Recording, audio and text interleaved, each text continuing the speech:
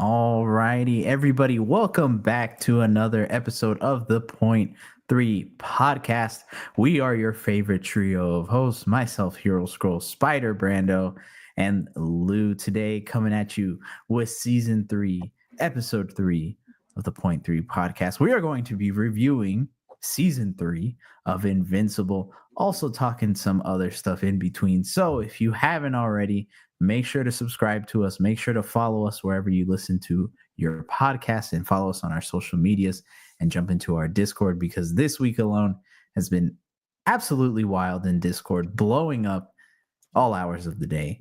So if you want to join us there, definitely do so. But gents, how you doing today? Living the dream. It's like an in-between thing where like we have our Daredevil high. Now there's no Invincible high. And then we get to the weekend for the anime high again. So I feel like I have like a nice 4-day stretch of like the weekend for anime and then wrestling on Monday and then Daredevil on Tuesday. Like I have something to look forward to. So March has been Gucci. Yeah. I like it. Day's been pretty good. I don't know what to do with myself on Thursdays now that there's no Invincible. So I think I'm gonna replace it with my anime era as well. And potentially have some weekly anime watch parties. I started solo leveling last night. Very good. Very good. So how you doing, Hero? You know, not bad, man. This week has been like just absolute whirlwind of ups and downs, but kind of like Lou was saying, wrestling on Monday was great. Got to see bad guy John Cena finally, hear his reasoning. It was awesome. Got some looks at Mortal Kombat, which very interesting. We'll talk about that on another episode because that deserves its own breakdown. Really quick though, just wanted to shout out the state of gaming right now and how it's continuing to be really, really good. Assassin's Creed Shadows coming out tomorrow. Yeah. We copping that. We copping that over here.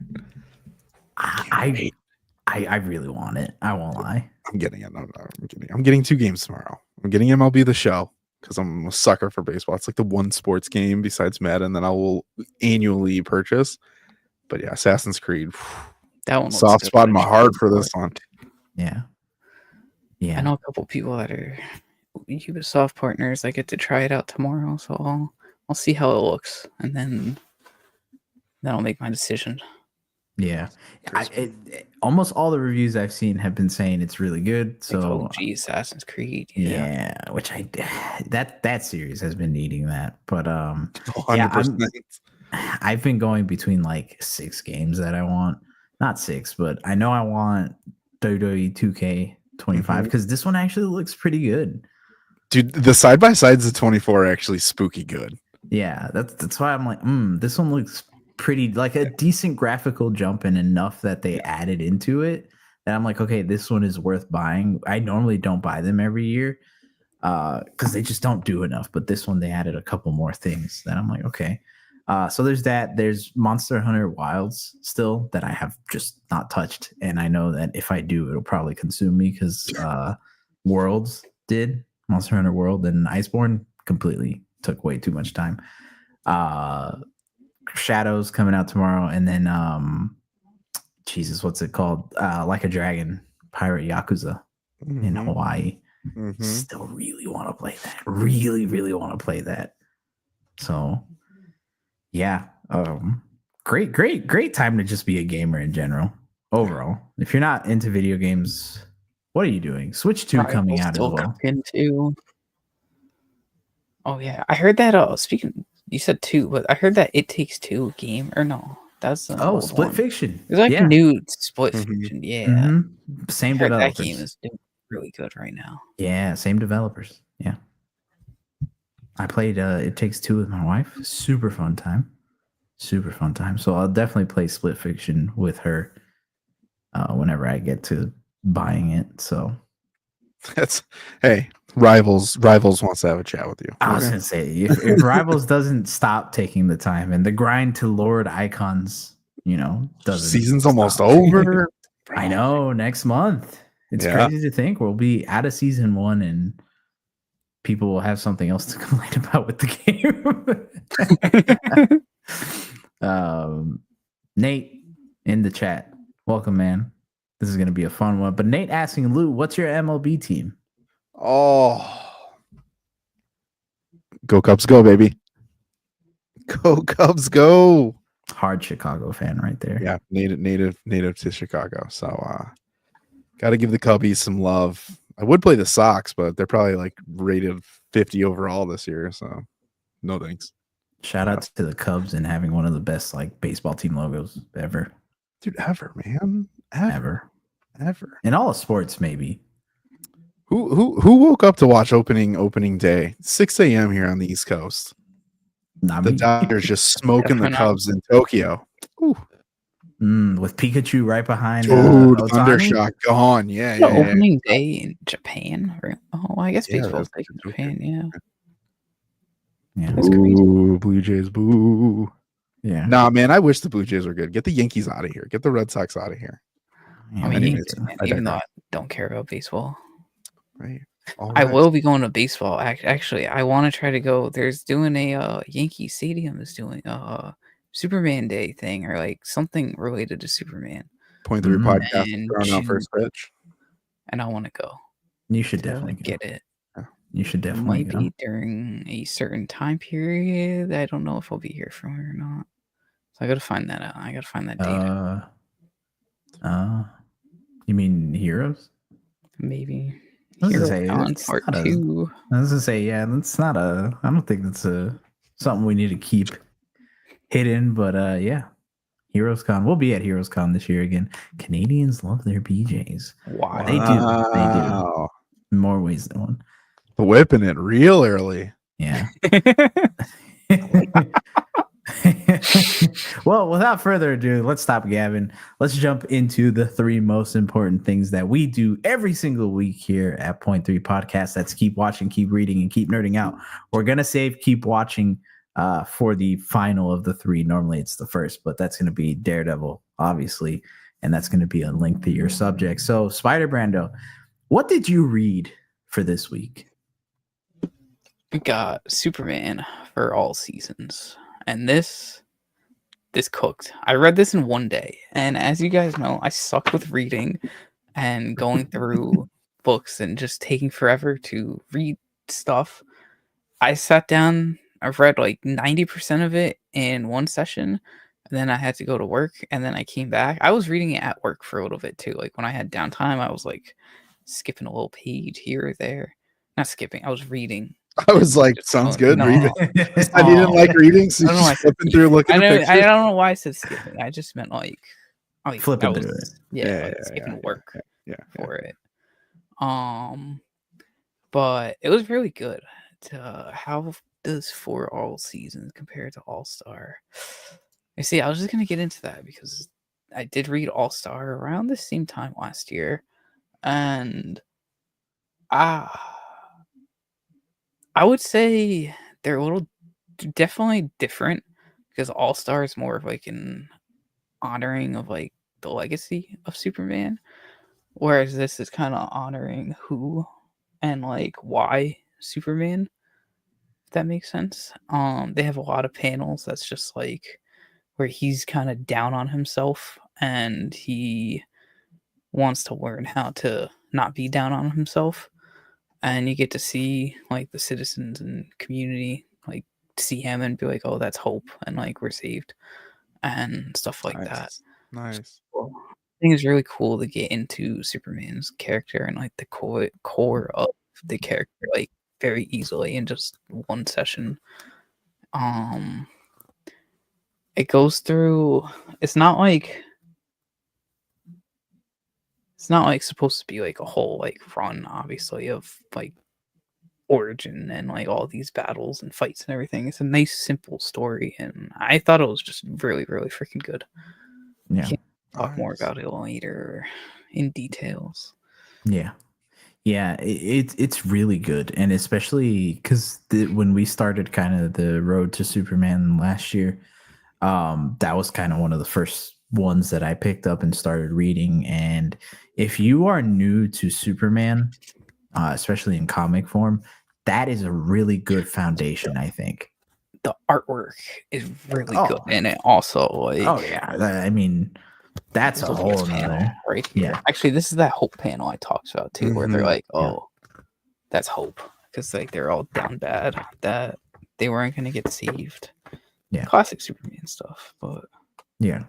it goes into characters that, like that Lana.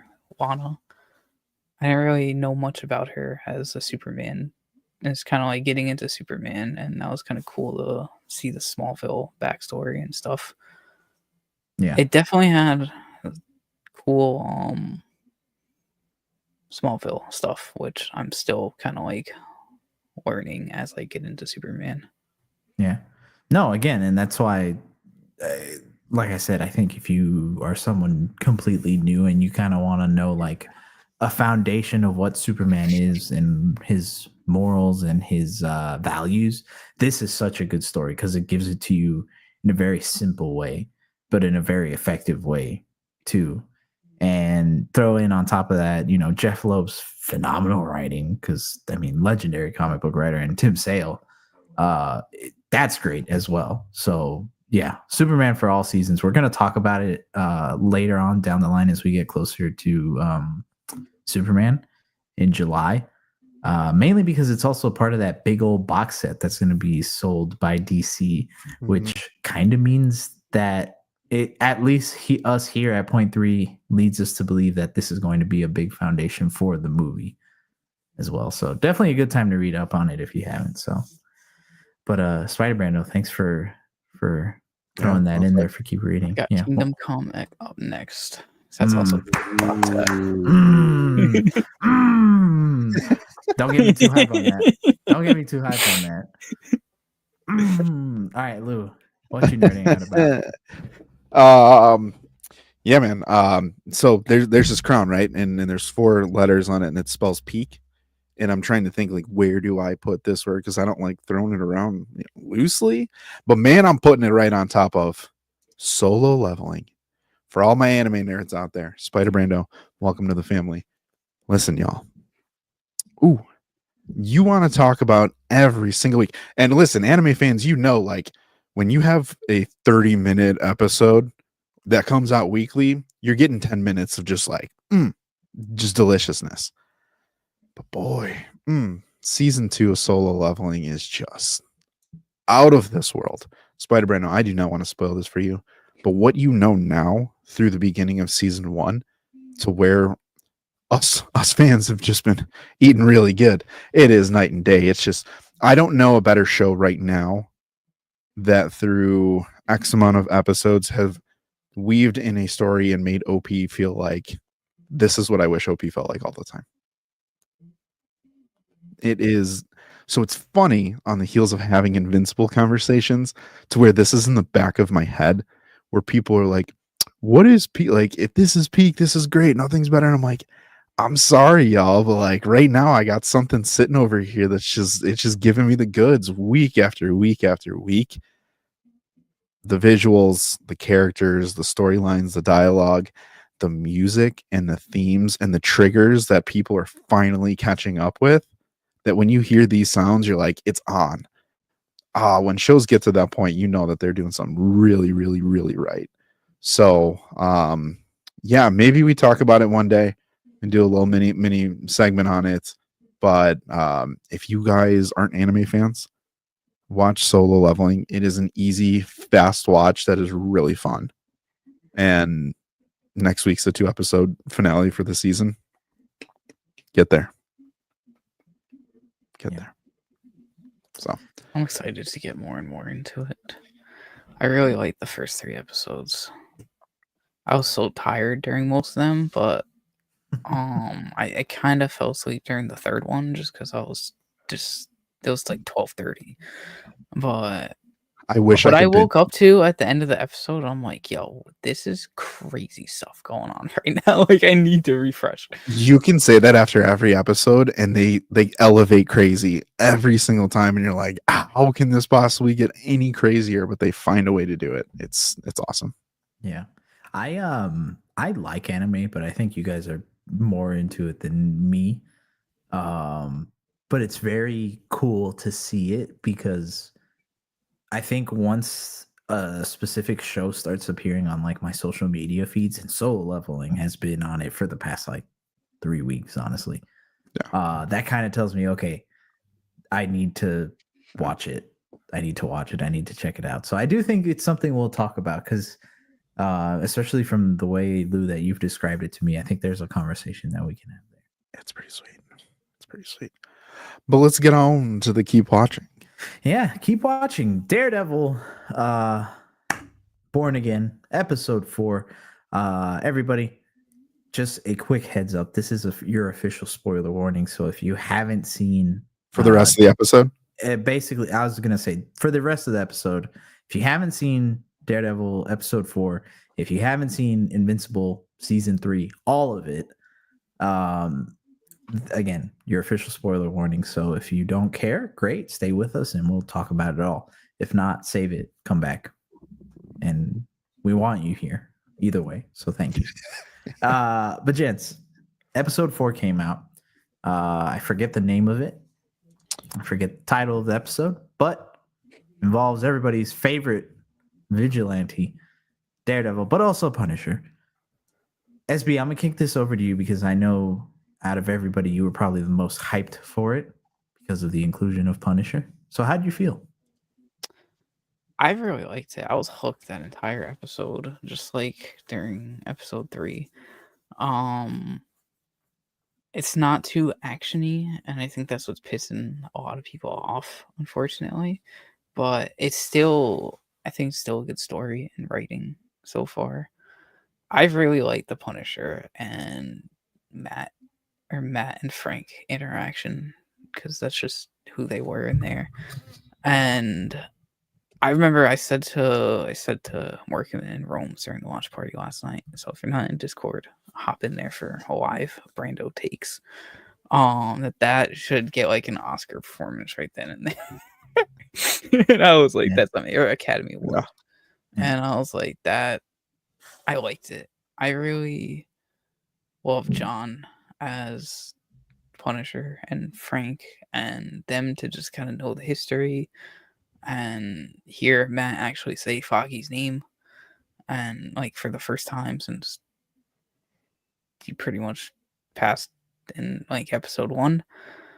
It was cool to see that little breakdown, and kind of like Matt he got so down bad he had to resort to Punisher or Frank to like cheer him up. And that's just great characterization for Daredevil, I think, and kind of like on the arc that he's on for this season, to kind of like see how he needs to get back to his old Daredevil ways in the suit, and he can't just save everything or do as much as he wants through the legal process. And even the episode shows some real world stuff with the whole inmate and the whole how he stole the little caramel thing. I really felt for that story and brought some real world shit into it. Yeah. Sounds cool. Yeah. Very true. Lou?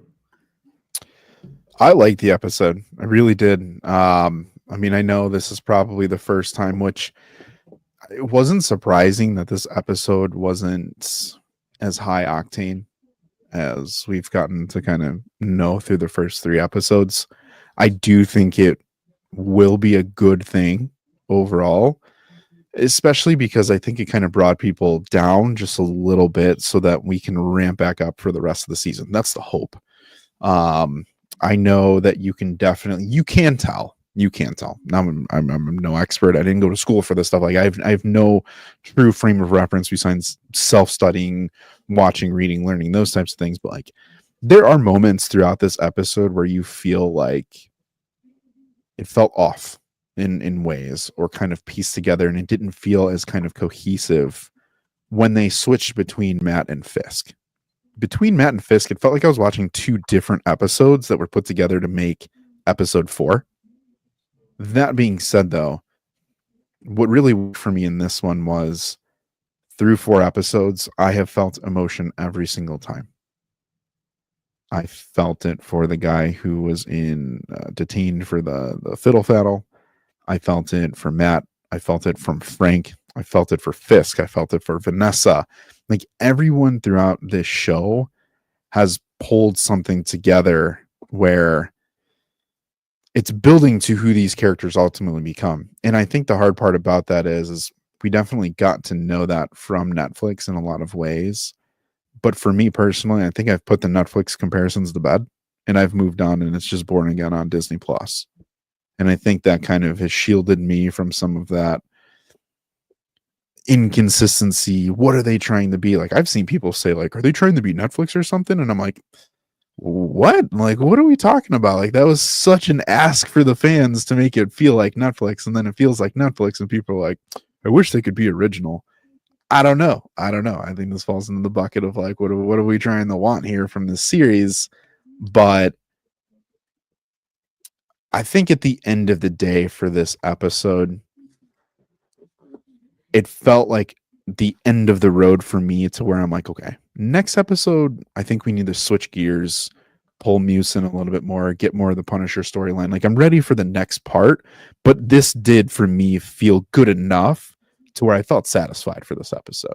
Now, if episode 5 feels the same way as this, then I'm kind of like, what are we doing here a little bit? Like I would like a little more ramp up, but I was okay with majority of things that happened in this episode. Was it the best episode of the season? No. But when I say weakest episode of the season, I don't mean a bad episode of the season. So yeah. Barzi, what's up, man? What's up? I will say I didn't hate the episode, but I didn't necessarily like super love it. I think if we're going on a number scale, I'm giving it like a solid 7 out of 10 because it didn't do anything wrong to me. I do agree, felt off in certain places, but I do feel like it should be in certain ways where I wish it didn't, but to me, it's like if you're trying to tell 2 different stories through 2 perspectives, there's going to be a huge shift. And sometimes you're not going to be able to do as clean of a transition. It's just going to be rough and tough, and that's it. Yeah. I feel like a lot of people online that I saw their reaction to it was very nitpicky and not tackling any of like the major points itself. Everything that I saw, mostly from the internet, felt like the major points everybody was in agreement with. That it was like, hey, this was good. And Lou, kind of like you said, episode 3 was kind of a bigger point with Hector dying at the end. So you need a low because that was like a bigger key moment. Now you just need to calm down a little. And I think this did that. Mm-hmm. Chat talking about Matt looking subdued towards Hector. I went in originally also thinking that.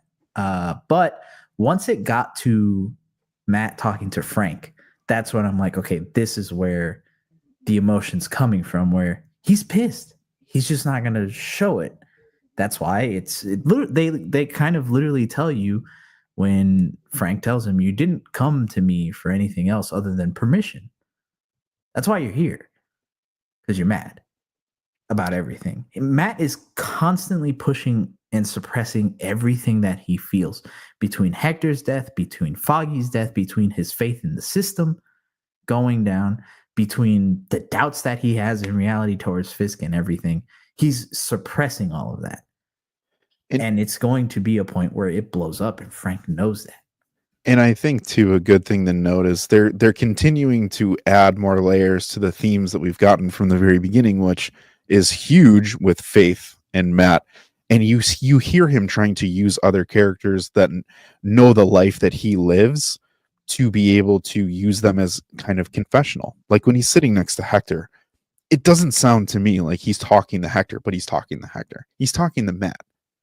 Same thing with Frank. I think Frank points this out, and it's kind of like they showed you with Hector, but they told you with Frank, where Frank's like, dude, you're not saying what you need to say, which for people, they're like, oh, they carried over like the conflict between potentially Matt and Frank. I saw a lot of that today of just like, that was a carryover from Netflix. For me, I didn't perceive it that way. I perceived it as like, now you have 2 allies and 2 friends who know, Frank knows what's up, and Frank's telling Matt in their own rough and tumble way, he's giving him the consultation that Matt came and seeked. Where back in the day, this is what Matt would say in confessional in the church. Yep. Father, I've sinned. I've done X, Y, and Z. Give me guidance. And he gives him scripture to help put him back in this state to where he can play the Daredevil Matt Murdock role and live with the actions that he's taking. Right now, he's struggling what to do, and he's losing faith episode by episode by episode in the system, in himself, in the thought that Fisk could be a good guy, and in all of that. And I think that's what to me was most important about the symbolism of the fiddle faddle piece, where people are like, that was stupid. I don't think it was. I think that's really just driving home to Matt.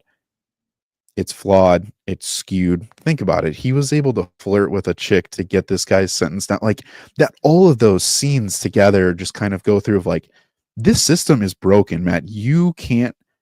Your version of justice cannot be executed the same way that you're doing it now. It just won't. And it goes back to Foggy's death, where it's like, what does he throw himself into? It's law.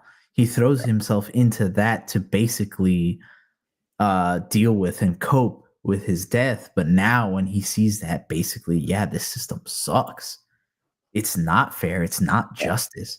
Yeah. That breaks him down. Now it's again questioning, what was Foggy's death for, and what do I actually do to deal with that and bring him justice, which again, Frank does very well, where he's, when he talks about Bullseye and he's like, he got life. And then Punisher's response is, did Foggy get life? Yeah. It's such a good line, like such a simple, effective line to make him think, because he knows what he feels. It's just, they're not the kind of men to sit there and hash feelings out. It's, I need you to see what you need to see. But ultimately, this is going to come down to, they know what's right and wrong. Their compass is there. This isn't a matter of figuring that out. It's, they're trying not to make the decision that they want to make. Both Fisk and Matt this entire time have been leading to that, and it showed in this specific episode exactly what it is that they want to do. Matt wants to hurt people. This is very Frank Miller Daredevil. Matt wants to be physical. He wants to be violent. Even the whole thing, like, side note, real quick. Charlie Cox will go down in my mind next to Robert Downey Jr. as the character that embodies the Daredevil. Yeah. For the Ben Affleck fans out there, get out. But Charlie Cox is Daredevil. Daredevil is Matt Murdock. Matt Murdock is Charlie Cox. Like, he plays the role so well that when he's there with Frank, like, he's all over the map. Like, bro, he wants to get his hands on someone for sure. And again, Punisher in this episode is telling the audience, in my opinion, this is what Matt's about right now. And I think that aided to just a perfect scene. My expectation for episode 5 is they take the next step. And we start to see Matt and Fisk unravel even further to then build up for the final 3 episodes. What's very interesting to me too, and again, going back to how they jump back and forth between Fisk and Matt, is that to me it's now Matt coming out of this pit that he's been in for the past since Foggy's death, right? He's coming out of it. And Fisk is now going back into that pit where Fisk is at a high point. He's found himself. He's trying to be a good man. Like, you can consider him at a high point and he's just going lower and lower and lower and lower, and Matt's going upwards, right? And we've talked about Matt and going into Fisk. I mean, it's chinks in the armor that we keep seeing. They keep cracking at it. And then at the end of the episode, they show it kind of perfectly to me that, hey, he's out there basically giving into the vices that he has of being vindictive and also just gorging himself. Mm-hmm. Like, if we notice, most of the time, Fisk is eating, and he's always eating something smaller. At the end, eating something really big, and then clearly when he's kidnapped Vanessa's lover, Adam. Mm-hmm. And just, I love it. the small detail where she was like, when they were talking about some of the things that she likes about him, and they were like his hands, and the first thing you see is his hands all beat up, broken, bruised, bloodied. It's so personal to him, and it's going to keep going down. That Italian meal looked fantastic. Well, I don't know if it was ziti or ziti, whatever it was. Give me some, please. Yeah. With a side of jail cell. What do you guys feel about this? I think, Dill, this is a question I was going to pose. But this is spot on. How do you feel about Fisk's path? He's able to forgive his protege, but he's torturing Adam for the affair with Vanessa. SB, thoughts on that? I think it just shows kind of his development a little bit on obviously what he did with Adam was like in the past, and he's just had him walk there for a while. So that shows his old true, like what Kingpin was and still is, because he's still captive. But now that he's the mayor, he's trying to give someone like, well, second chance. And you've seen that he likes the assistant throughout the first couple episodes a lot. And it actually kind of surprised me that he didn't fire him or do anything worse, which, like I said, I think just goes well with the fact that he's trying to change into a little bit better and kind of like just he has to, in a way, now that he's mayor. He can't just throw his image out there, even though it's like already murky, and he's trying to listen to the other assistant a little more. So that shows that therapy is kind of getting to him more than just his relationship status. Real quick in here, I'm curious what you think about this, because I think I take this the other way, Spider Brando, where I'm very much in the camp of like, I'm not gonna say Maya would have been this character for him, but I really do think that Fisk is looking for someone very similar way, kind of Penguin taking someone under his wing, because he doesn't have anyone to pass his business to or pass anything down to. And when he left, it was Vanessa that took over. And when Vanessa took over, it changed her. And part of me feels like Adam is the representation of what he had left and why his life is different and why he can't have it the way that he wants it, because he is a super control freak. But I have a feeling that, I keep forgetting his name, I want to call him Danny. But James Gandolfini's son, whatever.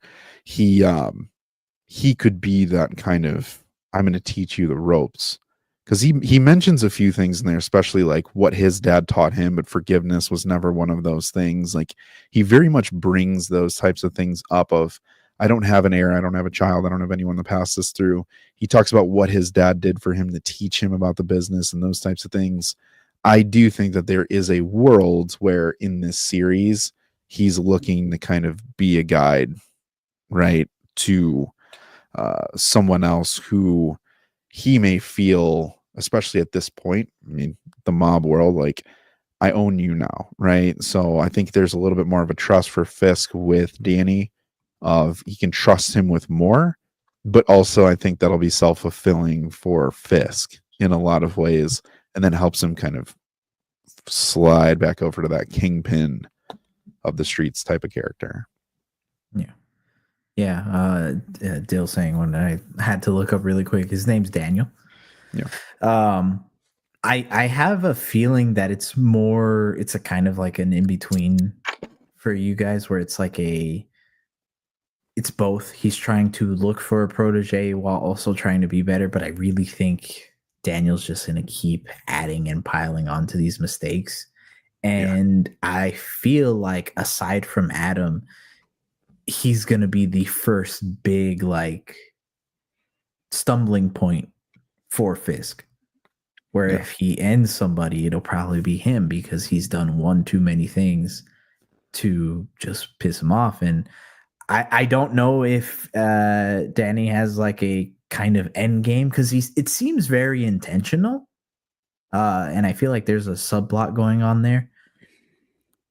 But either he's very good at playing the idiot or he just straight up is an idiot. And there's only so much Fisk will take of that for sure before he breaks, especially now where things are crumbling around him. He can take it when he's again at that high spot, but when all that crumbles down, there's going to be such a low tolerance, and that's it. So I'm kind of scared for him. I won't lie. He might be getting the Cadillac. You might be getting the Escalade door.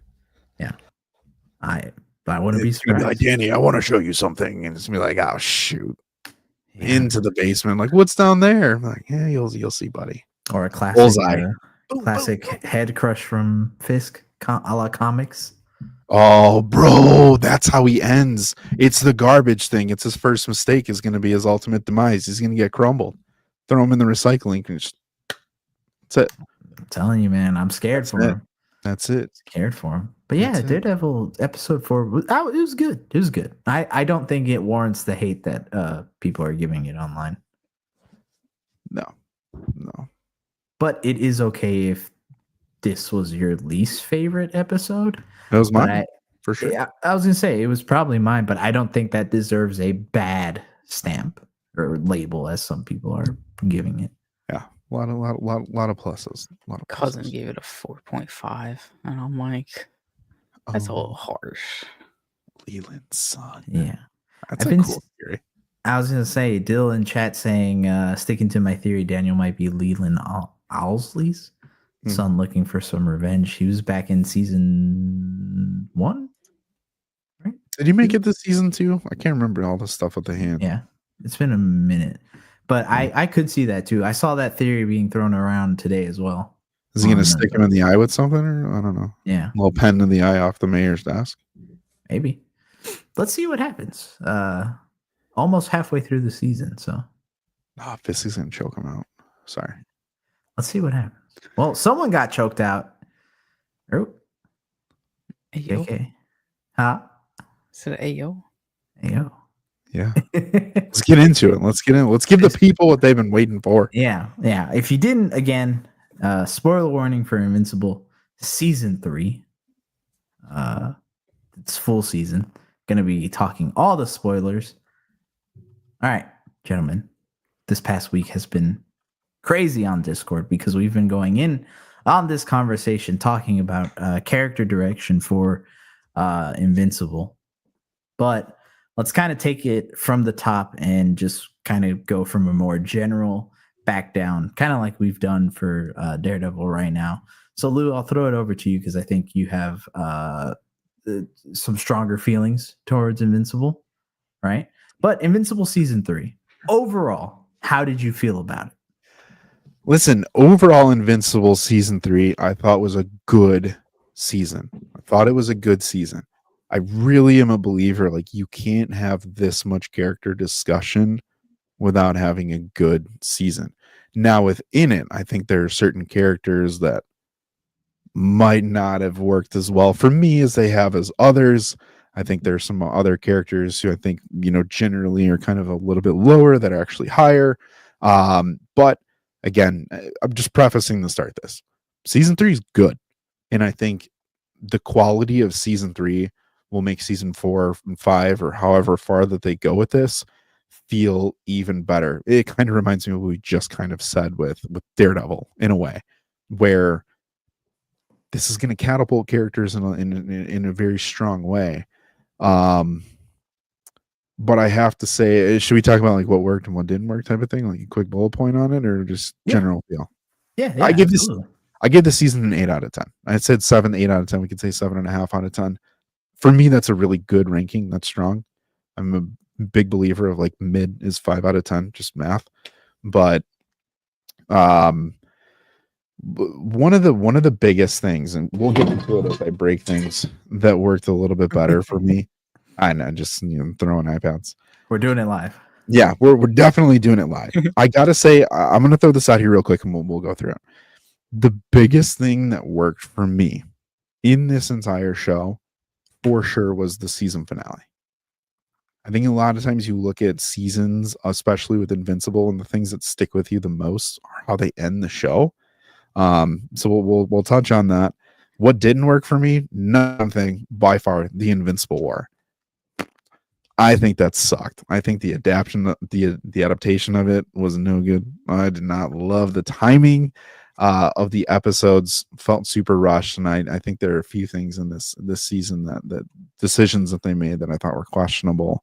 But what I definitely want to see next after Invincible season 3 is Mark. And although Mark was one of my lowest points of this season, I think the future for Mark and how they portray him in animation because of season 3, I think Mark will go down as one of the better characters in Western animation because of the point that he's at now. No, very fair. Spider Brando. I would give it a 8.5 out of 10. I originally said 9, but after sitting on it a couple days, my final would be 8.5 out of 10. I thought it was good. I wanted more Alan and Omni-Man, and I think that's one of the things that didn't work for me was that they like tease us in the beginning with them, and we're kind of like showing us a lot of their storyline, and then after episode 4, they're just like boom, MIA, like non-existent, and that pissed me off because I really want to know more about that story, but I know we're still early on in the Invincible story, and there's a lot more to go, but it pisses me off when they do stuff like that because they do it every season and it gets a little repetitive. And another thing that gets a little repetitive that doesn't work for me too much is the little bit of how do I say it? Just repetitiveness in general. They do a lot of the same stuff season after season. Not gonna lie, I'm just getting beat down and people dying, but then not dying, and then boom, they're back. But I don't know. Each you can make a case for each action and why it works and doesn't work for it, and I think that's what's beautiful about the show and what's a good point about the show.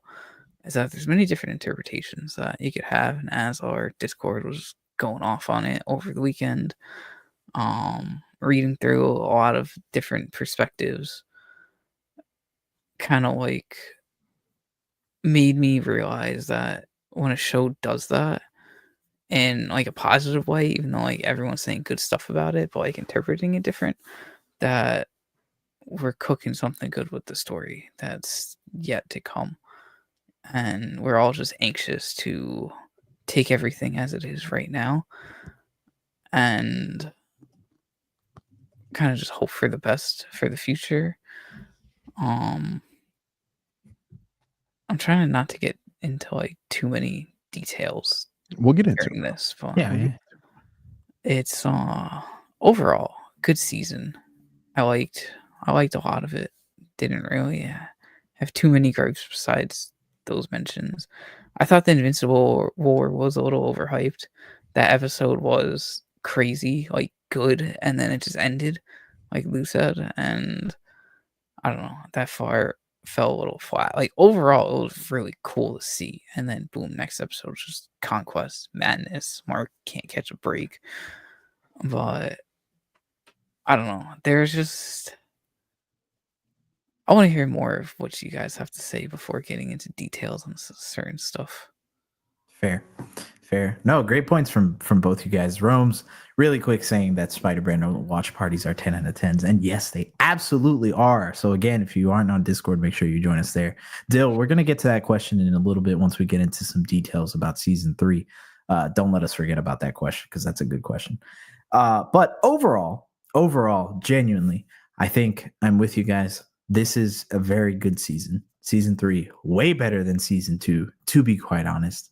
I won't put it above season 1 for me personally. On Discord, I said it's anywhere between a 7 to, I think it was like an 8.5 out of 10. And I think I land on that 8 range where there was a lot of good character development from everybody. The side characters, main characters felt great. Excuse me. Battles felt great.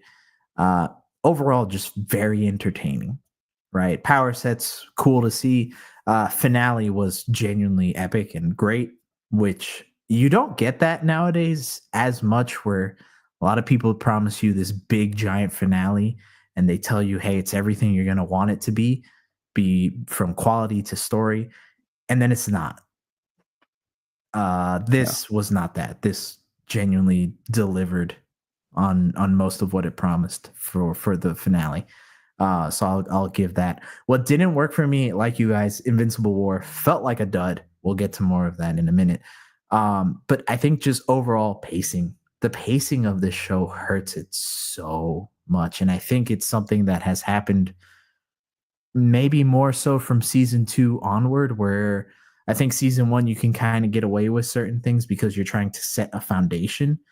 But then once comic fans, but also people kind of start to expect a certain thing, and you just kind of gloss over that and go through it really quick, it really kills the vibe. Using the Invincible War as an example, in reality, the setup starts from season 2 with Angstrom's introduction and showing all the other evil marks through all these other universes. And you're like, oh man, at some point, that's going to come in. And then they're like, hey, this season, it's here, baby. And you're like, oh, cool. It's one episode. And you're like, oh, that's it? Yeah, that's it. What else do you want? And it's like, oh, man. And then between that, just some of the other aspects of the season that they kind of just burn through very quickly. It suffers through that X-Men 97 criticism that a lot of people have, and I think is very apt, that it just burns through these storylines very, very fast. And necessarily there are some things that you could definitely speed through, but there are others that you should maybe slow down. And Dill, kind of going to the question you had about how Robert Kirkman saying season 4 will be more original, I think this is maybe one of the seasons that could have benefited from switching certain things around. Because yes, this is very true to the comics based on what I've seen. They maybe should have tweaked it just a little bit more to really give you some time to like just digest some of these things and really pause on them. What would you have changed? I'll go reverse Uno card. If you could have changed one thing this season, what would it have been? The Invincible War. Yeah. I think if you just started off with I would just switch Invincible War and then Cecil kind of going in on Mark, where it's like you have the Invincible War go, all that happens, and then that's when kind of Mark and Cecil get into it, and Cecil kind of shows him, hey, I know your weakness, boy. And then you have their breakup, and then you kind of lead that into everything else that happens in the season. I think that really would have like just tweaked it, and it would have felt a little bit better. Like, let the Invincible War play out a little more. Yeah. SB? More Mark and Alan. Or not Mark and Alan. More Amber? No. Oh, wow, dude. Get wow. out of here. I More one Amber more. stan. I said Omni-Man. Alan and Omni-Man. Get Amber out of here. I'm happy there is not much Amber. It's all about Eve. Hey, Mark. Happy we got Eve. I miss you. Yeah. I would have definitely liked more Omni-Man and Alan, like I said earlier. I feel like we could use them a little bit more instead of some other character scenes that we got. You mean you didn't want to know that Paul is afraid to fly in a car? That's just definitely. I definitely did. I definitely didn't want to know that. You know. Yeah. You don't think that adds to the story, dude? It does. It changed my life. Listen. Oh, go ahead. I was just gonna say more Omni-Man and Alan. I want to know more of like the threat of the Viltrum Empire, and I guess it's on the way eventually, but I don't know. I am just expecting so much out of this show, and because of so many storylines that they set up, facts, and it's just it's just dragging me along, and like, damn, when is it gonna pay off? Now we got Thraxons to deal with again. I'm like, give me Dragon. And give me Thrag instead. Mm-hmm. All right. There's two I'm things gonna I would. ban this comment. Rose, I almost. I want to put you in Rome's timeout for that. That's wild. Rome saying he SB Party had a Party very foul. good thing That for is Amber. wild. Maybe Yeah. So did Mark. that is But, wild. we got to some move on point. at some point. Yeah, at Yeah. some point. Two things. One, real life, I probably would have changed the way that Cecil handled Conquest. Literally how he restrained Conquest. I would have completely changed it. I know it's accurate to the comics. I think it was a stupid choice. I think that they could have. You can defend Cecil for why he wanted to do it, but actually showing people how he did it, I'm like, this is dumb.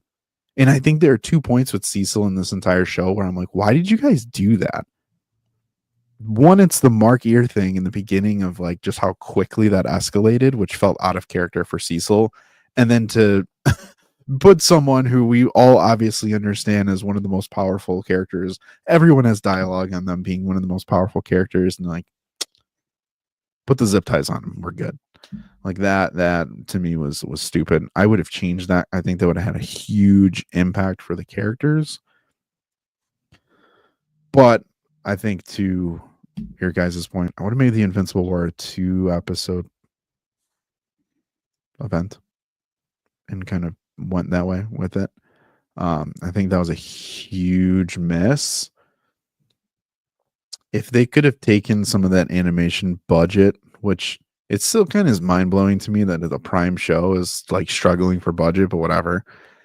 On its 3rd season, when it's rated and as highly as it is, like it is probably one of, if not the hottest Western animation shows, period, that are ongoing. I think probably is like the only one. I can't think of another one off the top of my head. At least that's decent.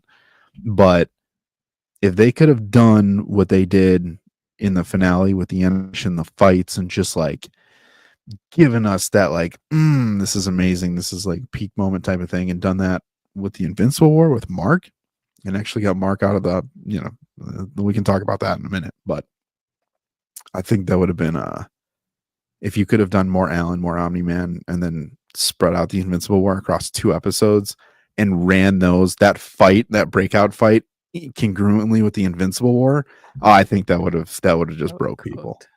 I think that would have broke people. That would have been great. Yeah. Not trying to harp on that point about the animation, but it's something that I saw during the run of the season, but not enough people talked about it. It's not good. Like there are just certain points where it's laughably bad. And the funny thing is that we'll hold Eastern animes to this certain standard, and for some reason we won't towards Western animation. So like, for example, people constantly all the time when Dragon Ball Super was coming out, constantly dogging on it, very deservedly so, because there are some very bad shots. But for as bad as some of those are, bully them into getting better. Yeah, it's like the Sonic movie. Honestly, but I think the ones in Invincible were a million times worse, because you can see it where I saw a lot of jokes about it. Floating. Yeah, it's the PNG floating. It's not 7 good. Invincible PNGs just floating. Yeah. Keep moving. Like, come on. Yeah, it's not good. And when even in the final episode, they had some questionable moments. Mm-hmm. What are we doing? After the fight was done, I was like, okay, we're running on E here, guys. Yeah. It's not bad. I'm sorry, it is bad. That's what I was trying to say. It is bad, and it's not a bad thing to criticize that, because I think a lot of people were kind of pushing that aside. No, Invincible should be better in terms of animation quality, and if we are going to dog on animes for that, we have to make this a bigger point so they listen to us about that. I think even the Zaid's point, like at least going back and watching season 1, the movements and the fights, like for me, there's a thing that really didn't work in a lot of ways, which was like the fight scenes and the repetitiveness that Spider Brando was alluding to. For me, I mean, Invincible is a brutal smash mouth type of show. Like it is fists, and really like there's no feet. Like it is just fists and heads. Like pretty much are what most people are using, unless it's like some Eve shield, which is whatever. but you gotta go back and kind of understand, I think, at this point, where I think consensus for all of us here at Point 3 and in the chat, like, it goes season 3 through season 1, season 3, season 2. And it feels like they listen to people where they're like, hey, guess what? We're not going to split it again. We're going to listen to you guys and do all this. The next big thing is like, okay, if you're going to get this animation right, how long are we going to have to wait? And are fans going to be okay with waiting? I think that's going to be the next thing that comes out of this from the animation piece. Will they have enough time to do it? Because when you go to Eastern animation, everyone talks about working conditions, speed, deadlines, work-life balance, like all of the things that like human beings need to actually do their job and live life. They're like, forget it. You don't need it. Let's get this product out and make it amazing for people to consume it. Those poor Mappa animators. For sure. And God bless your skills and abilities, because I sleep very well at night a lot of times after I watch your shows, but I think there has to be kind of, I know we're going to talk about this a lot, chat. There's going to be grace that is given to the creators who sit behind this and say, hey, guess what? You had a 2-year gap between season 1 and 2. What if there's a 3-year gap between season 3 and 4? Would you be cool with that? And if not, are you going to be okay with the animation quality? The funnier thing about that, though, is that they are aware of it because they constantly make jokes about it, like on social media, where they're like, hey, we didn't give our animators any rest and we blew all our budget on the season finale. So here you go. And it's like, great. We love that. Can we get more of that, please? Yeah. Because that is what will push the show from a really, really good superhero show to just genuinely up there with the best. We will talk about it in the same way that we will consistently talk about X-Men 97 and how memorable that was, aside from the story. Because when you think about X-Men 97, you think about how freaking good that show looks. And Invincible deserves that. It really does. Yeah, I think it'll go a long way. Even back to Dylan's point, if the creators do take more liberties for season 4 and move away from the source, you have to offset that with higher quality show. And I think that starts with animation. If there are some points where people are like, I didn't love the departure that they made from the source, but it looked really good, you're still going to continue your 90+% ratings across, platforms. Yeah.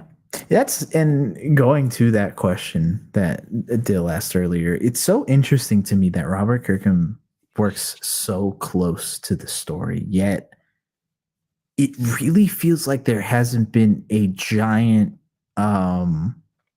leap or departure from the comics yet. Especially with Robert Kirkman coming out and saying that this was one of the first stories that he wrote, so it was like very inexperienced.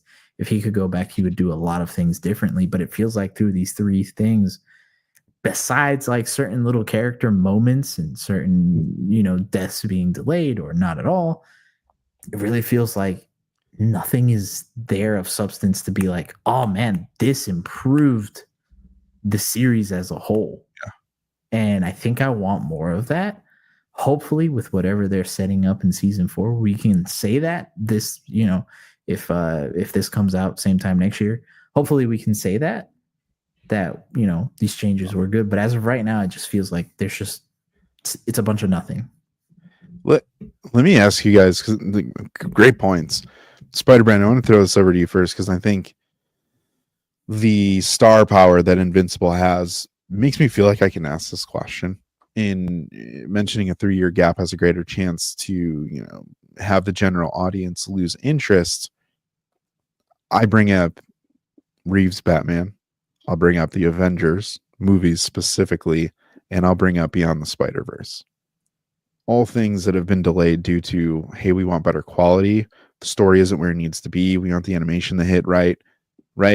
Is Invincible in that category now? Can you say you have those 3 plus Invincible where we can be like, okay, we don't want to wait, but if we do, we know we're going to get something really good. Is it there yet for you guys to be in that conversation? I don't think so. I think people, like, just even leading into season 3, no one was really chattering about it because of just how season 2 kind of felt. And even as good as season 3 was and how talked about it is, outside of the people that watched it, it's not out there like for like on all over social media pages that like Solo Leveling or stuff like Daredevil or Dragon Ball was hitting, or Spider-Man was hitting like everyone's feeds. At least it's definitely been hitting my feed, obviously, but Mhm. I don't hear many general people talking about it, or my friends in group chats aren't really talking about it. So I think a 3-year gap would definitely hurt it. And it has hurt those past projects a little bit now. Like, people are still dying for Batman 2. And that's been like 4 years now. 3 years. Yeah, 3 years since the Batman came out. Everyone's going crazy on the fate of Beyond the Spider-Verse and not knowing what the status of that is.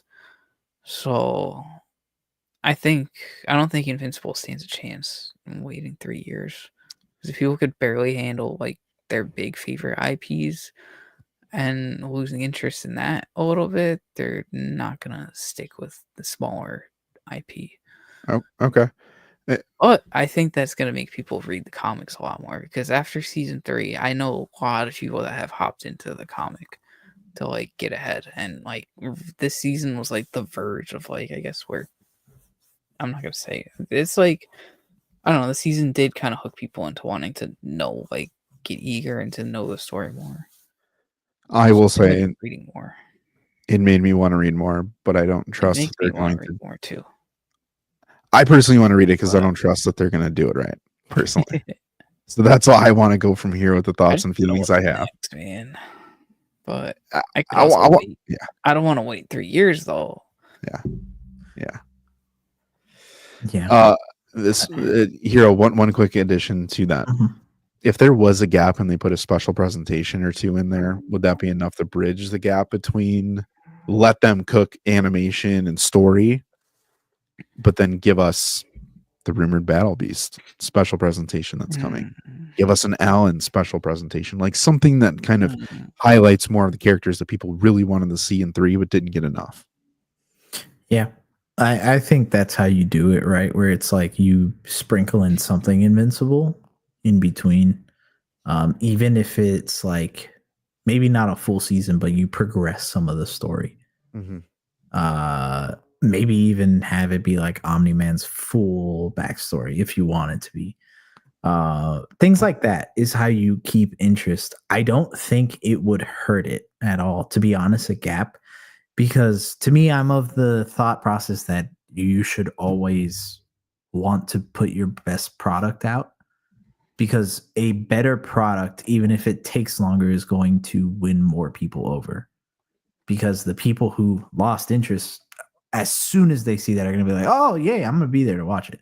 And then the new people are going to be like, oh, wow, that was great. Look, story wise, because right now, and I think I said this to one of you guys in a conversation, if I pick a random Invincible episode that is not one of the finales, and I'm talking about season 2, episode 5, and the animation's not great, the story's not that great, will people be into Invincible? No. And to me, a great show is one that you can kind of do that with, where you can just kind of, a casual person can just turn it on because it is new, and that hook them into it. It's the same thing with every other form of media. Always put your best foot forward, even if it takes you a little longer, because that's what's going to win the most amount of people, no matter what. And if you have to have that 3-year wait or 2-year wait, sprinkle in some stuff to kind of give people a little appetizer, and feed them to keep going. That way that you keep that interest. Like posting every 4th of the month on social media. Not like that. I'm just kidding. For every Sunday at 7 p.m. Yeah. So I feel like Amazon kind of to Rome's point, should give more budget to Invincible. So hopefully, if this season did well enough and numbers wise, and they're able to do that. So, All right, real quick, your favorite character and least favorite character, and why?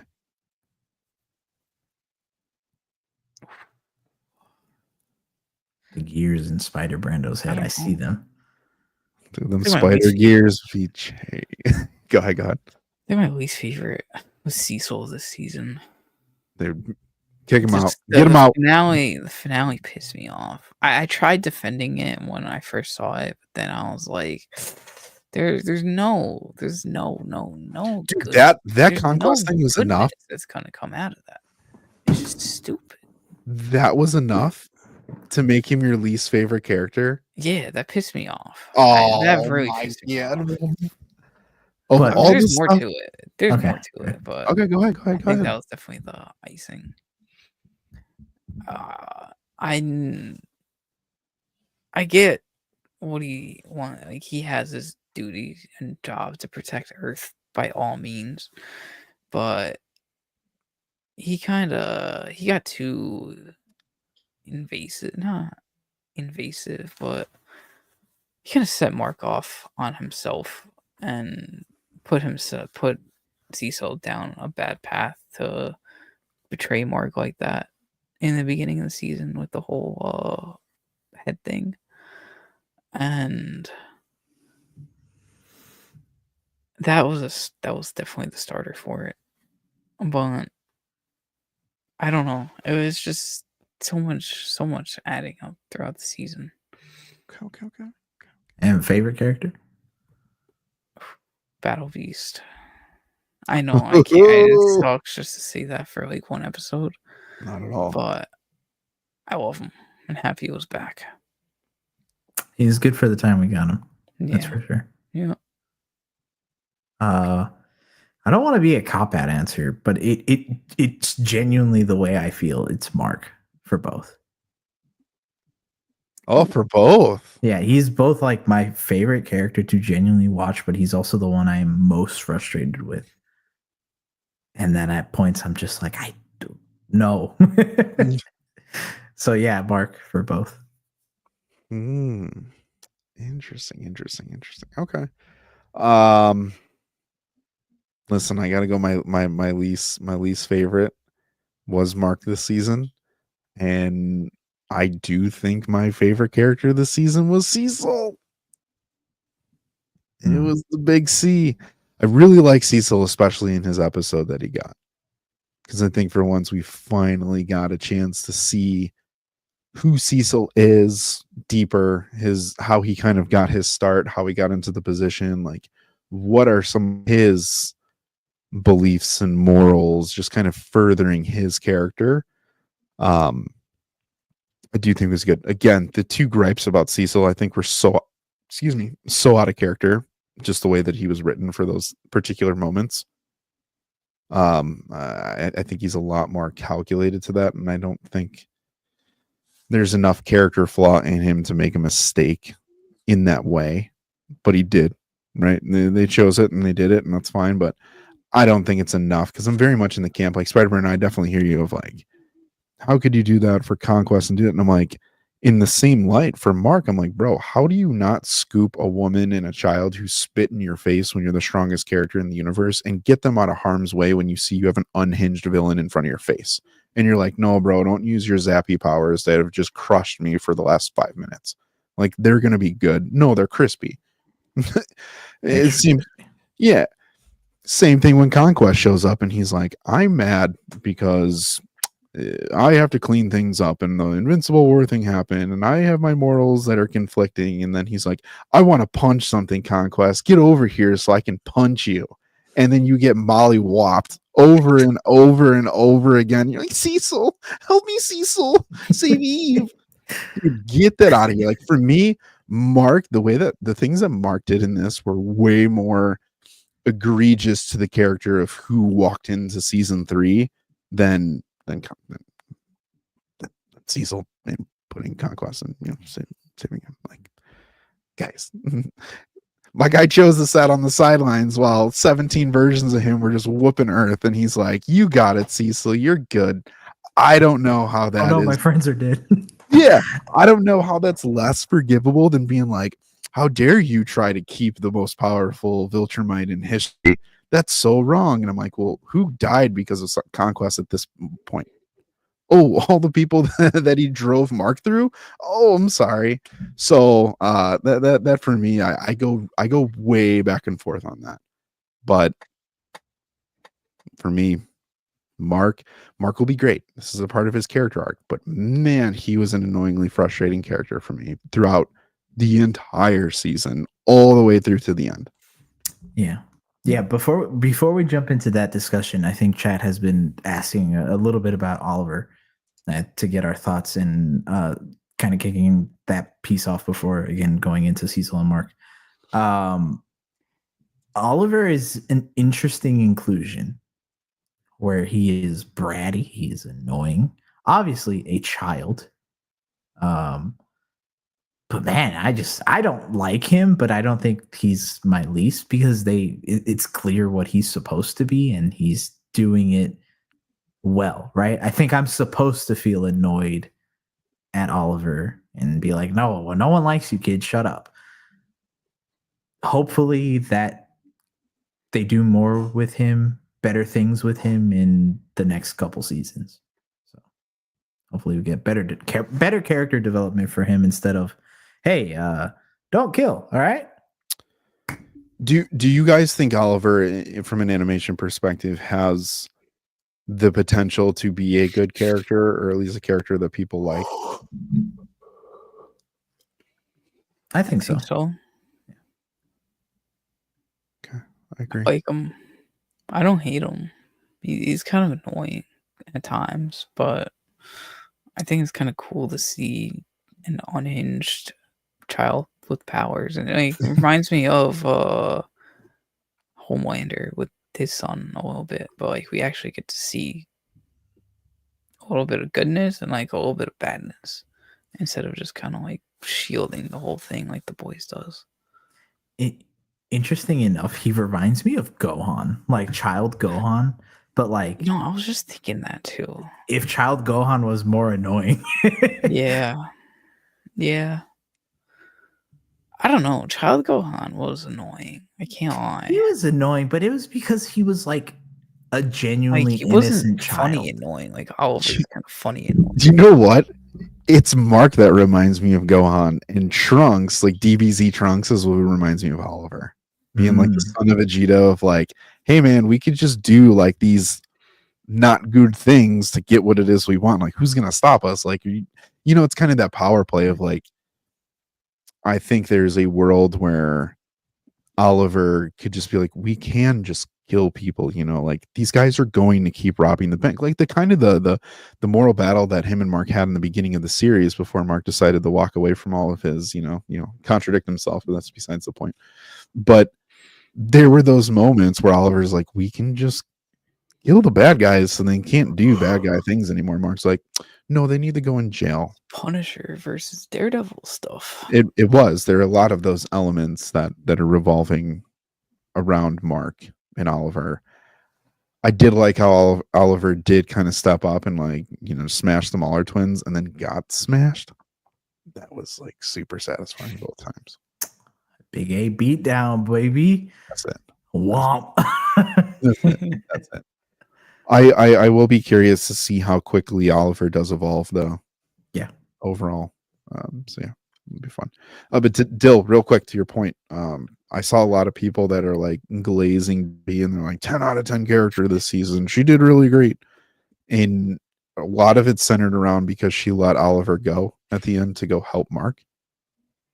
For me, I was like, this is stupid, but I don't know. I'm seeing a lot of like people loving Debbie as like a fan favorite of this season, and I'm not there, but a lot of it hinged on her relationship with Oliver and how she stepped in to be kind of that mother figure for him, but also kind of help guide him of like, hey man, I know you're powerful, but at the end of the day, like, you gotta know when it's your time and when it's not.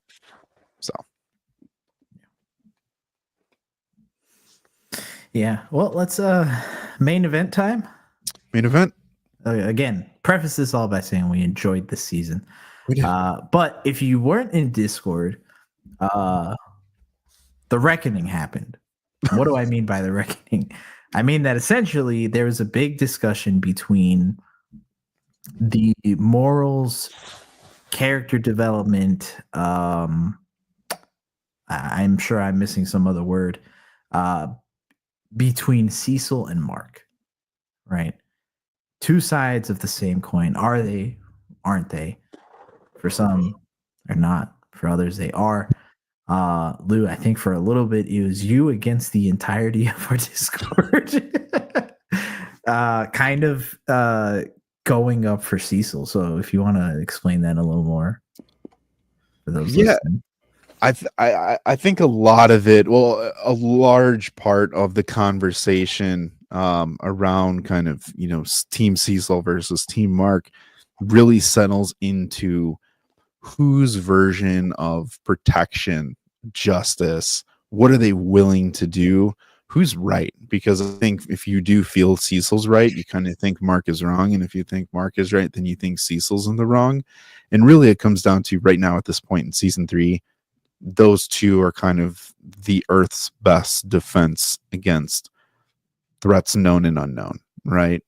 In a lot of cases, this is unknown to one character and somewhat known to another. But I think it came down to what kind of hero are they? Do you even think that they're a hero? And kind of what's your definition of a hero? And I think starting with Mark, and SB, I'll throw this over to you just to kind of get some just general thoughts, because it was a really good discussion, by the way, for all y'all. Really good discussion. Do you think Mark is a good hero in season 3 of Invincible?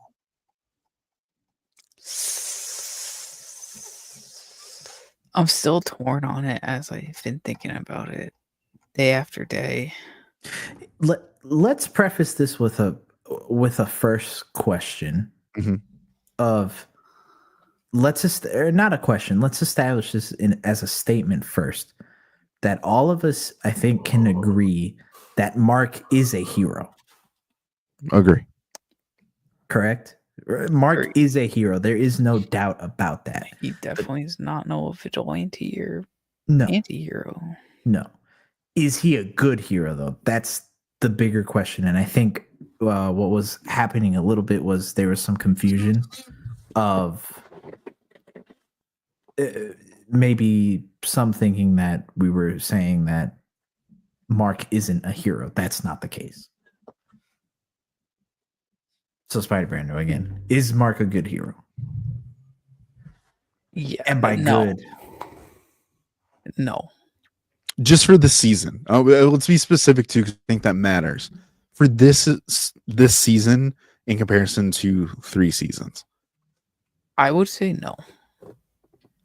Because I mean he chose to stay with Eve over just like going out to face the 17 other versions of himself that was wreaking havoc on the Earth and all over the Earth. And I get this is a little crush, and he's like, "Oh, what if one of them comes there?" But like, he knows he knows they're not going to be able to freaking pretty much get in there. And if they do, they got the technology to just freaking teleport them to, like they showed in the last episode. Who has the technology? Cecil. Oh, okay. Carry on. You can just teleport them back there, like they did in the final episode. He could have taken a lot of his fights to places that were isolated or even in space, because we've seen them fight in space before. But he instead chose to just destroy cities and kind of get beat down through skyscrapers and through human people at the same time, and not really avoiding that area, which I guess might be too much of a critique just because everything happens so fast. But we've seen it. We've seen them fly into space before to fight, and like, we've seen them be able to avoid public areas, and like, all he has to do is fly to a different freaking area, and the bad guy will chase him. Like, it's it's not that deep because Conquest was only after him to fight him, like, and then he just makes everything worse. So that I would say, yeah, definitely a lot of lives could have been saved by Mark if he just chose to take great power with great responsibility. Mm-hmm. Yeah. Like, would you say Spider-Man was a good hero during Far From Home when he gave Mysterio the glasses? No, definitely not. Spider-Man and Peter was not really a good hero during that movie, but they learned, and let's hope Mark learns from this going forward. Yeah. And I think I've used that comparison in personal conversations as well, where it's like, if you go through and you read the first 15-ish issues of Amazing Spider-Man, like original stuff, Peter is not really a good hero. Like, he's incredibly selfish, incredibly stubborn. And it takes time for him to develop into the Peter Spider-Man that we know and love now. But I would dare say if he continued that way, he would not have been a good hero. That adds to his development. And same thing here with Mark, where it's like he is selfish. And I think that's something that a lot of people were able to kind of acknowledge. He's selfish. He's bratty at times. Regardless of if he's a teenager or not, like SB said, it's still with great power, with great responsibility. Right now, he knows, because he does know this. He's not bragging, but when it comes to it, especially with Cecil, he lets him know, I'm your best bet. And he is the strongest being on earth right now. So you have to be selfless enough to always use that, even if it means leaving Eve for a little bit, even if it means having to step up when you don't want to. And I don't think he does. So I don't think he's a great hero as of season 3. Mm-hmm.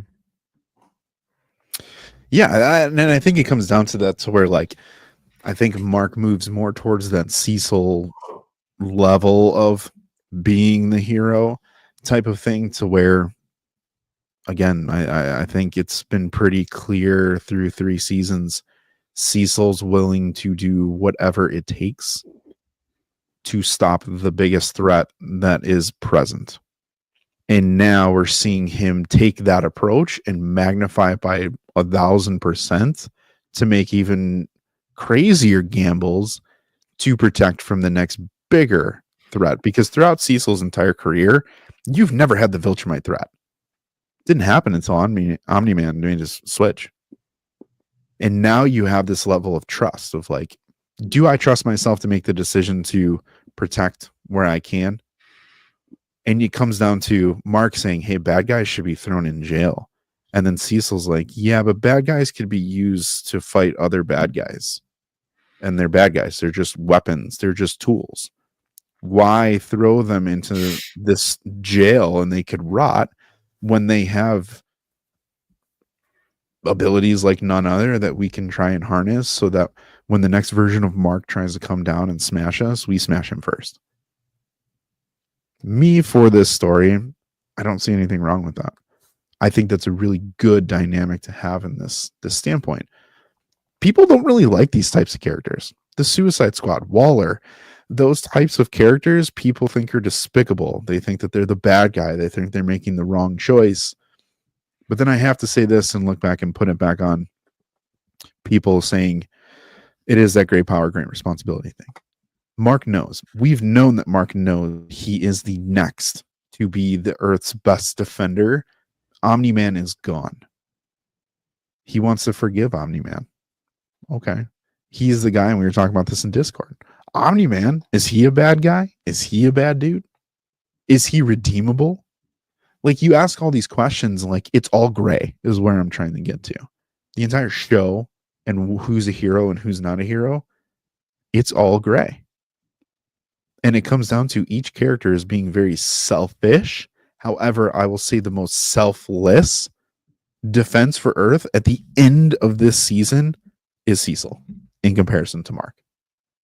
That's how I feel, even with the Conquest stuff.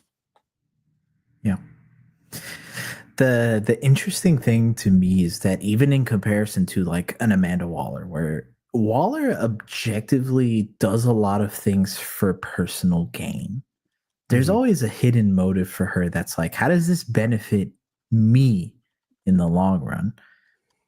I don't feel, and I might be crazy for this, but I don't feel that Cecil specifically does that, because I think he's willing, in the eyes of maybe the public, of other heroes, to be their villain. Or not even necessarily the villain, to be the bad guy for a little bit. For people to be mad at him.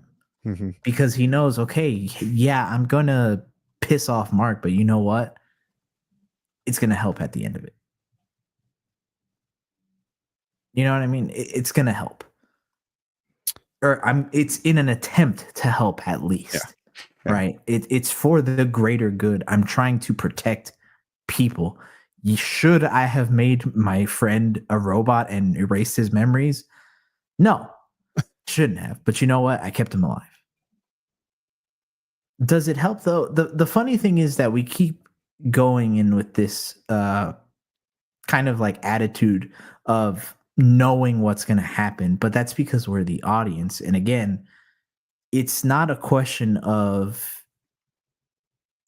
is it a good or bad thing? It's more look at it through Cecil's eyes with the understanding that he has, right? What does he know? He knows that the Viltrumite Empire is coming. He knows that Omni-Man is still out there. He doesn't know where he's at. He doesn't know if he's coming back, right? For all he knows and that he's seen is that Mark, let's be honest, is a little unstable.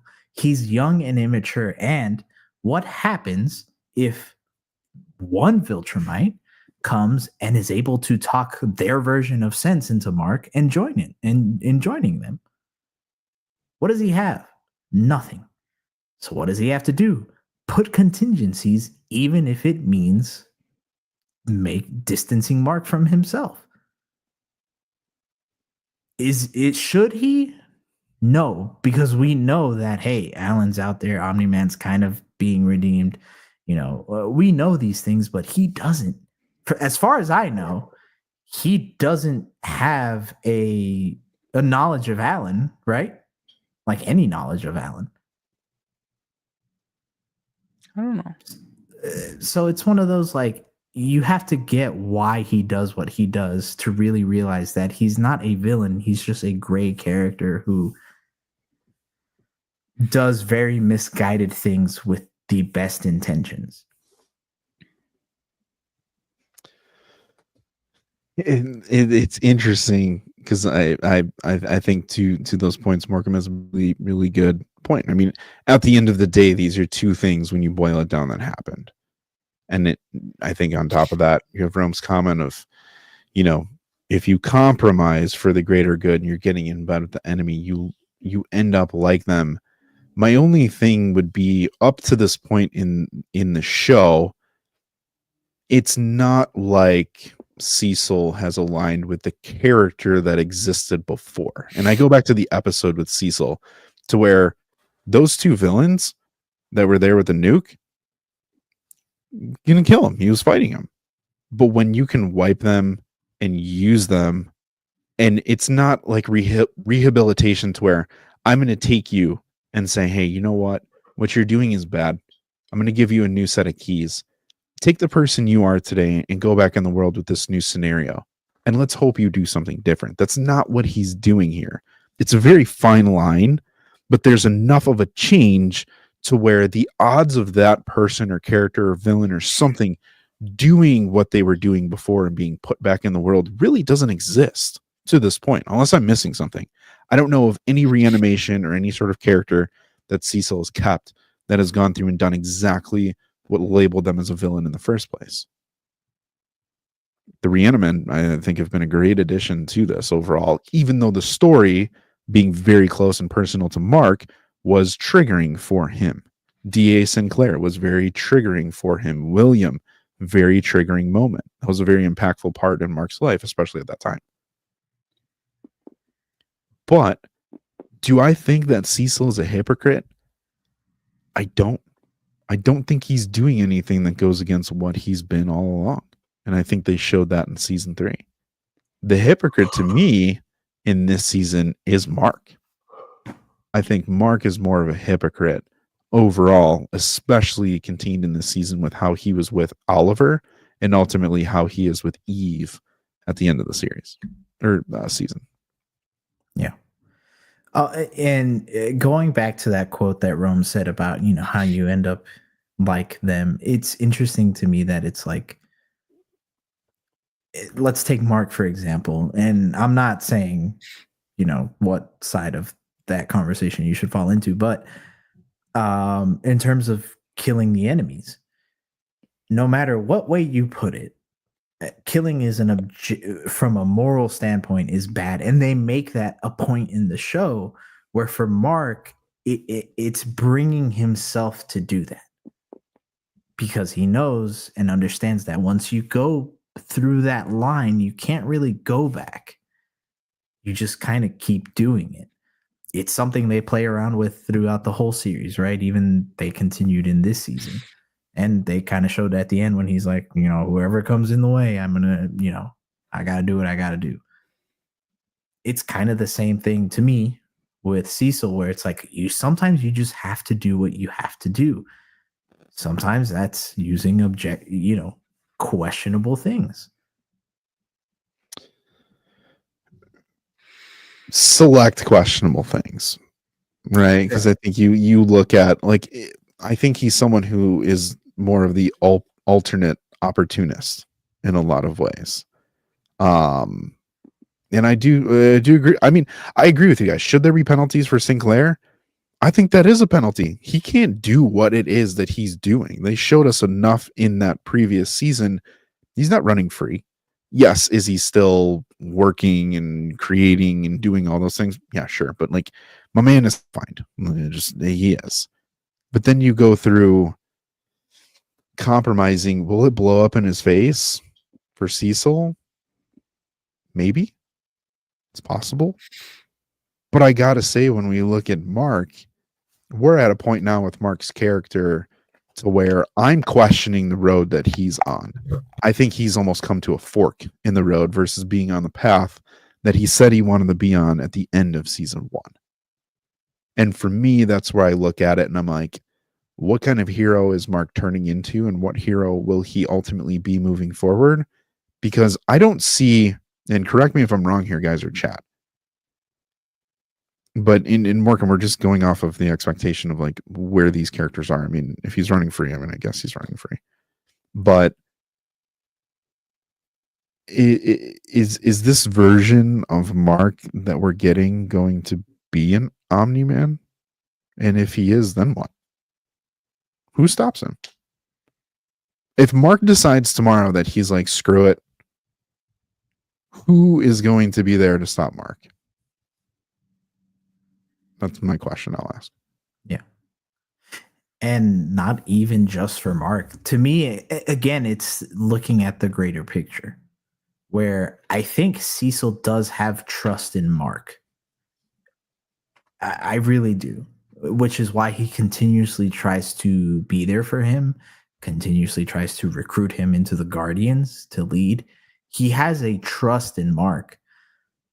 I think that is very solid for him. However, it's more of, again, the bigger picture of he knows that, hey, the biggest threat right now is the Viltrum Empire. There is a planet full of Viltrumites coming. We had problems with Omni-Man. He took out our strongest heroes by himself. Almost no problem. Right? Then here comes Anissa. Took down most of their defenses like nothing. Then you got Conquest, who Mark barely squeaks out the win. In his mind, it's okay. Those were only 3. Now there's a whole planet. And I know that they're being sent by someone else who is more than likely way stronger. What do I have? In reality, he has nothing, which is why the gamble to keep Conquest, as stupid as it is the decision that he makes, because there's nothing else that he can rely on. Because realistically, he can't, even though he has trust in Mark, he can't rely on Mark. Those are two very different things.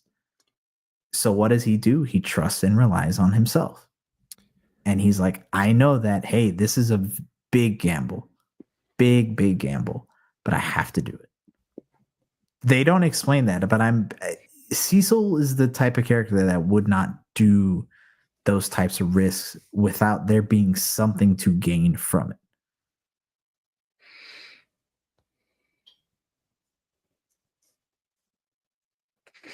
Oh, I gotta catch up on reading these. I was gonna say, chat started. Everybody started answering at once. Cecil's ego. I mean, don't all heroes have egos though? Mark clearly does, and I'm not saying because Mark has it makes it okay for Cecil. Definitely not. But I think this comes down to exactly what you're talking about. Is a good hero a hero that we can say is selfish? Is a good hero a hero that we can say is unreliable? Is a good hero someone we can say who's clearly personally motivated by most actions that they've taken that we have seen to this point?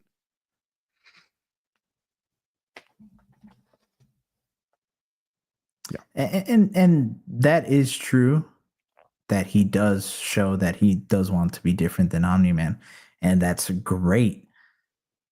But look at the end of season 2. Yeah. He thought that he killed. Oh, sorry. Go ahead. No. Go for it. No, I literally was just going to say the end of season 2. He pretty much went back on all that and decided that the only way to really stop this guy is to kill him. Yeah. And he tried and thought that he did. Yeah. And so you see, is it Mario? I don't know. SB shaking his head. Yeah. Okay. So Mario, that's kind of the thing that we're trying to say that I think keeps getting lost sometimes. That it's like, yes, he and this is what we're talking about right now in this point in time in season 3. He is not there. So what is the problem with wanting him to be better? That's the question that I think call him Chess. Okay, Chess. That's what I think all of us just want from Mark, to be better, because he's not there yet. Do we get that is point, in the point in time that needs to come up? Yes. Do we get he's a teenage boy? Yes. But again, there's a difference. Not only is he a teenage boy, again, he's literally the strongest individual on earth. So he has to step up to the plate because he knows that he is. He shows that he knows that he is. Yeah. SB, curious question. I think to Morecambe's point, like, would you call Daredevil a good hero if he has selfish moments? Because I think is it the whole body of work? Is it just the moments? Is it like it's kind of an ebb and flow type of thing where you're a good hero and you're not really a good hero. You're a great hero. You're kind of an okay hero, but at the end of the day, you're still a hero. They all have their ups and downs, but we're comparing like that points. Daredevil's not really a good hero. You could say in Born Again right now, he's not really even Daredevil right now. And I would say he's kind of being a bad hero at the moment. But overall, he's still a good hero. And at the moment, right now, Mark is not a good hero. By the end of the show and whenever season 7, 8 comes out, the answer could be different. But at this very moment, season 3 that we're talking about, I don't think he's a good hero. And also, Morecambe, to your point, is Daredevil a good hero? And the selfish moments aspect, yes, almost every hero, if not every hero, is going to have the selfish moments, but it's about how they bounce back, right? Mm-hmm. Again, it's still to be determined, but so far, with what we've seen from the previous 3 seasons, there is not a whole lot that he kind of bounces back from. He continues to choose to be immature in some ways. Again, can that and will that change? More than likely. But again, right now, it's not there. Mm-hmm. He keeps bouncing back physically and he keeps saving people. Absolutely, 100%. And that's why we said he is a hero, without a doubt. Is he a great hero? Is he a good hero? No. I think Zay, to that point, that is one thing for me of why I said he's my least favorite character. Again, is the potential extremely high? Yes. Is he option A 100% of the time? But he's not at that peak to where, again, he's unreliable in so many ways. He's unreliable emotionally. He can potentially be unreliable physically. He's inexperienced. He's not there yet. The hard part is he was on that track in the beginning, but he jumped off of that and he chose personal life. He chose Mark. He chose to be him. Did Omni-Man go through and do that? No, I mean, for the longest time, no. He was playing his role, and then he snapped at the end, and now you see his character shift happening.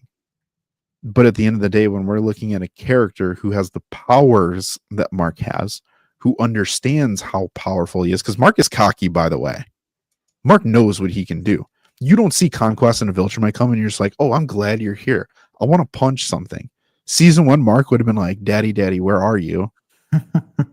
But he's like, today's a good day to beat somebody down. I think you can take what I got. Morecambe, unreliably physically is crazy, but he is. Because think about this. Conquest loses because of the team up with Eve. Mainly the team up with Eve. But also mainly because he plays around with Mark. He underestimates him. If Conquest came in, did not do that, Mark is dead. Bar none. Obviously, plot and show, they have to make him do that. But yeah, he is. Omni-Man beat the crap out of him. Okay, he was more inexperienced, but he did. He only survived because he's his son. And again, he barely squeaks out the win with Conquest because even though with Eve's help, he's on 1 HP. I agree. I think SB, I'm curious what you think on this too, because I think this is just kind of personal definition. But I'm saying he's unreliable physically because I think he thinks he can do more than he can. And it takes something to push him over the edge to find that 1%, and he defeats these people in an unorthodox way. Especially versus Conquest. Like, my guy's bones were shattered. Like, when else is Reminds Mark? me of Deku. In a lot of ways. It's more of kind of what's in here, which we know is something that's very special about Mark. And that's what pushes him over the edge.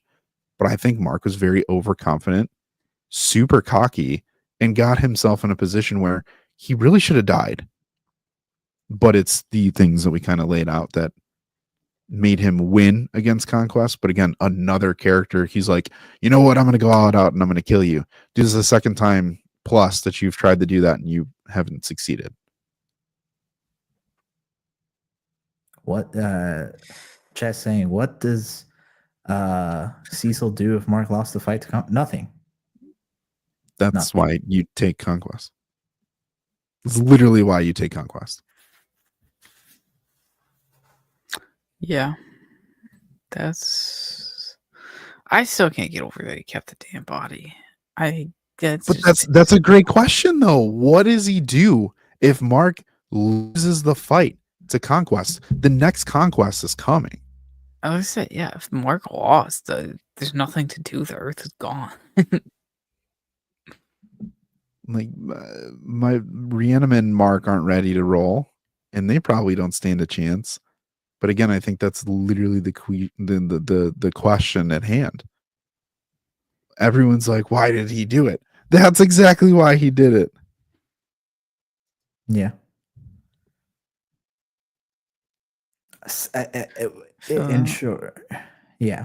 Morgan's saying that's why taking Conquest is the worst decision. Sure, but at this point, He knows that, okay, if push comes to shove, Mark more than likely will squeak out another win. That's the gamble. That's the gamble of, yeah, okay, you know what? He survived him once. He can do it again. Again, is it a stupid decision? Absolutely. Dumb decision. Very dumb. Very, very dumb. He does, but also Mark has to rely on Cecil. He's always had to rely on Mark. Always in the back of his mind, he knows that he's his best bet. But again, this goes back to the whole thing. There is a percentage chance that he doesn't have Mark for a multitude of reasons. And a lot of that is because of Mark's personality. Mark can decide that Eve broke up with him and my guy's going to go sit on Mars for the next year because he's heartbroken. Then what? Like, Cecil can't be like, hey guys, don't invade Earth because Mark's heart is hurt. So we can't do. Can you guys come back when he's ready? Yeah. Like, he's going to be in his... Yeah, he's going to go back home, sit in his room. Debbie's going to be like, Mark, I got some soup for you. Oliver's going to be like, do you want to go play? And he's like, I can't. I'm depressed. Let's come back later. He's already done it. That's in his character. Cecil is very good at reading people's character. And that's, I think, a huge reason why he chooses the villains that he chooses. All about control. Mark is not a controllable character. Correct. And I think that's the perfect way to sum it up, is that Cecil just wants, it's a quest for knowledge. It's a quest for control. Always. That's what he's doing. He has to control it. It's his character flaw. Absolutely. And it makes him operate in a very gray area. And it makes Mark operate in gray areas sometimes as well, if needed. Again, Cecil, not a villain. Mark, not a villain. Is Cecil a hero?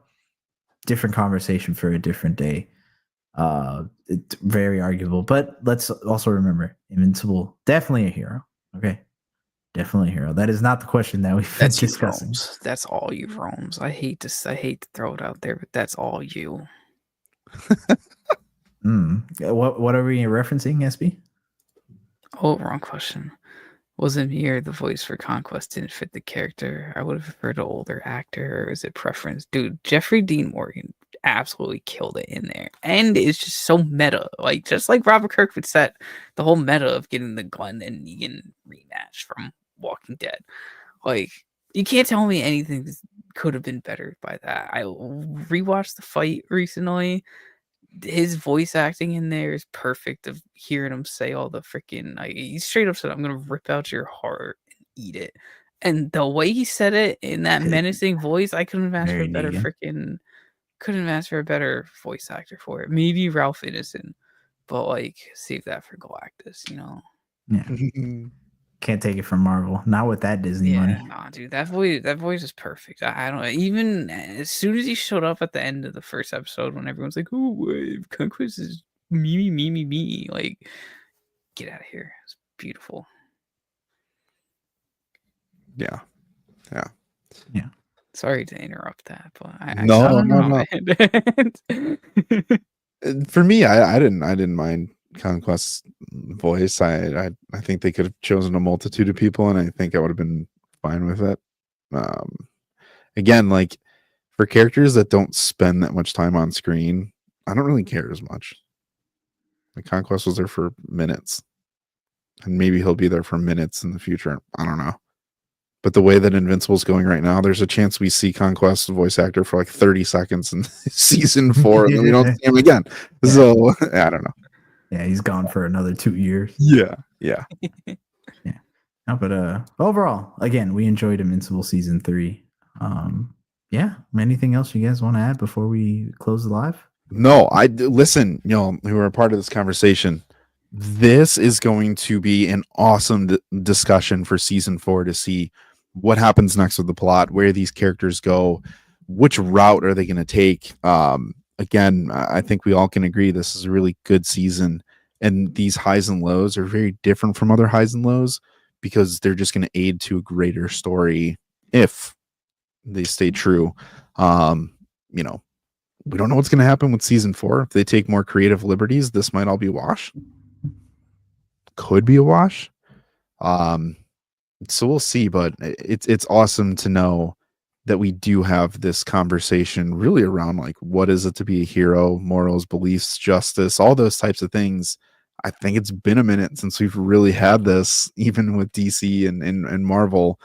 So I think it's a really good precursor, and I wouldn't be surprised if we look back on this for our end of the year awards and we're like, what was your moment of the year? It was talking about Invincible. I think it very well could be something. So, Yeah. I mean, we'll talk about previews and stuff. Zayd. I mean, I think there's a blend of like some people know, some people don't. We have comparisons of this stuff like that. But for what it is right now, I think it's really important that we established Cecil and Mark specifically, and we'll kind of run from there. But I think we'll have a follow up to this about Invincible just in general and kind of like thoughts and previews for future stuff from the animation. You know, this reminds me of like my anime fans and manga where it's like, I've known what's happened for years. And it's like, yeah, but how did they adapt it? It's really cool how you go through that. So I appreciate y'all in the chat though, in the Discord, in the chat. Some of the best conversations that we've had for Point3 Podcast have really been happening within the last 2-3 weeks. So appreciate y'all and we'll keep it going. Yeah, absolutely. And I was gonna say, adding to that, Rome's, I think we didn't get to talk about everything, things like Rex, but great character. Overall, side characters were great. Yeah, R.I.P. But Rome's, I think you said something the same ever again. No, never.